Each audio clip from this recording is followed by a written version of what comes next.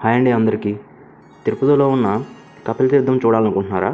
అయితే కపిల తీర్థం ఎలా చేరుకోవాలి, కపిల తీర్థం యొక్క విశిష్టతలు ఏంటి, ఈ వీడియోలో మీకు చూపించబోతున్నానండి.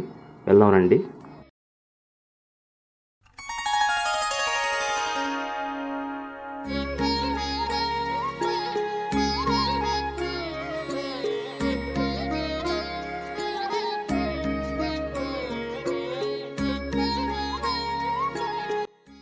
మేమైతే వెంకటేశ్వర స్వామి దర్శనం అయిన వెంటనే బస్సు మార్గం ద్వారా కిందికి వచ్చాము.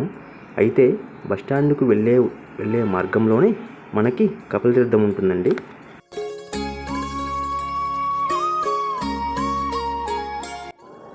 ఇది టెంపుల్ బయట ఉన్న మొత్తం వ్యూ అండి. మనం ఈ సర్కిల్లోనే బస్సు దిగాలండి. కపిల తీర్థం బస్టాండ్ నుండి, రైల్వే స్టేషన్ నుండి జస్ట్ 5 కిలోమీటర్ల దూరంలో ఉంటుందండి. ఆటో వాళ్ళు అయితే 20 రూపీస్ ఛార్జ్ చేస్తారండి. ఇక్కడ మీరు చూస్తున్నారు కదండి, ఇదేనండి టెంపుల్ మెయిన్ ఎంట్రన్స్. లోపలికి వెళ్దాం పదండి.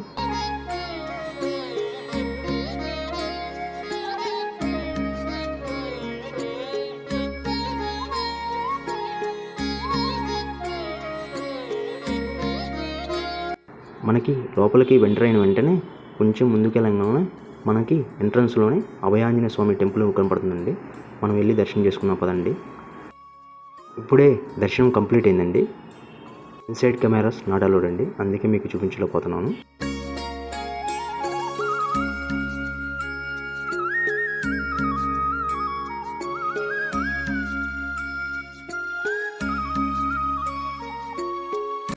మనం కొంచెం ముందుకు వెళ్ళగానే శ్రీ కపిలేశ్వర గార్డెన్స్ కనపడుతుందండి. పదండి లోపలికి వెళ్దాం, ఎలా ఉందో చూద్దామండి.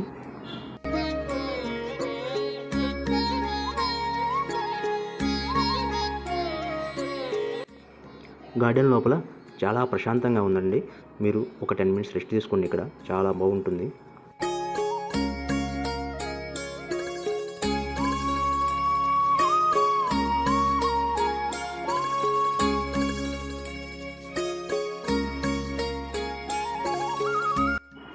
మనకి గార్డెన్ ఆపోజిట్లోనే నమ్మాల్వార్ టెంపుల్ ఉంటుందండి.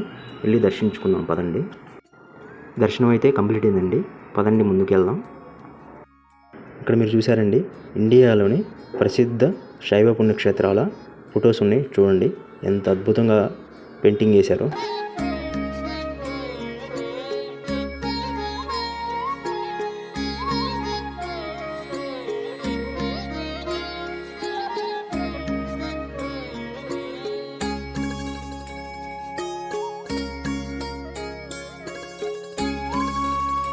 అదిగోండి మీరు అక్కడ చూస్తున్నారు కదండి, అదేనండి కపిల తీర్థం. చూడండి ఎంత అద్భుతంగా ఉందో, ఎంత కనువిందుగా ఉందో. నేనైతే మాటల్లో చెప్పలేకపోతున్నాను.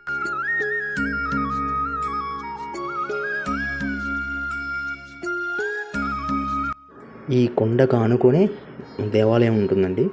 చూశారు కదండి, చుట్టూ మొత్తం వ్యూ చూడండి ఒకసారి.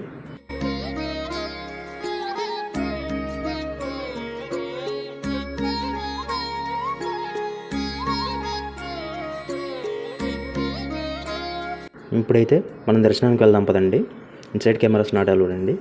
ఇక్కడ చూశారు కదండి, ఇదేనండి గుడి లోపలికి వెళ్ళే మెయిన్ దారి అండి. దర్శనం అయితే 20 మినిట్స్లో అయిపోయిందండి.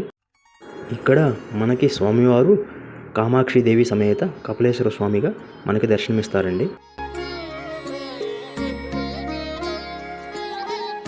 ఇక్కడ శ్రీ లక్ష్మీ నరసింహస్వామి దేవాలయం కూడా ఉందండి. మనం వెళ్ళి దర్శించుకుందాం పదండి. చూశారు కదండి, అదేనండి శ్రీ లక్ష్మీ నరసింహస్వామి దేవాలయం.